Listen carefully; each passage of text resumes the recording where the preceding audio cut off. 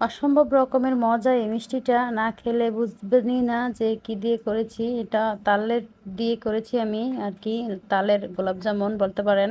তো এখানে আমি 2 কাপ নিয়েছি তালের পিউরি, আর এখানে তাল মিশ্রি দিচ্ছি আর চিনি দিচ্ছি আমি ওই দুই ছোটো বাটির আর কি 2 বাটি দিয়ে দিলাম। যারা চিনি কম খান তারা তাল মিশ্রি দিয়ে করতে পারেন। আর এখানে ছোটো বাটির আমি 1 বাটি দিয়ে দিচ্ছি হচ্ছে সুজি, একটু ছড়িয়ে দেওয়ার চেষ্টা করবেন, না হলে আবার দলা পেকে যেতে পারে। আর এখানে আমি কর্নফ্লাওয়ার 1 চামচ আর কি গুলিয়ে দিয়ে দিলাম।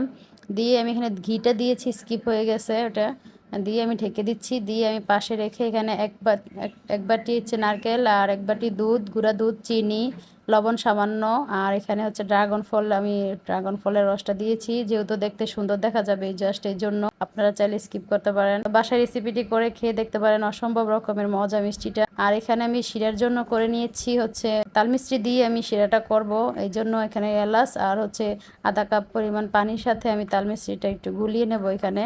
তো বলক আসার পরে অনেকক্ষণ টানানোর পরে আর কি আশ আশ হওয়ার পরে আমি আর কি জালটা অফ করে দিয়েছি যেন গরম গরম থাকে।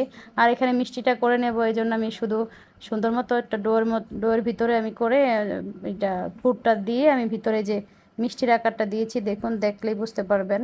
আমি ছোট ছোট ড্র করে নিয়েছি আর কি আগেই। পুরটা দিয়ে আমি এখানে গোলাপ জামুনের আকারটা দিয়ে দিলাম সুন্দর মতো। তো এখানে এটা হালকা আঁচে ভাজার চেষ্টা করবেন, আমি হালকা আঁচে ভেজে নিয়েছি। আমি প্রথম অবশ্য বেশি আঁচে দেওয়ার পরে কারণে আমার মিষ্টি কয়েকটা ভালো হয় না, ভালো হয়েছে দেখুন, অনেক সুন্দর হয়েছে মিষ্টিগুলি, দেখতে অনেক সুন্দর, খেতেও অনেক মজা।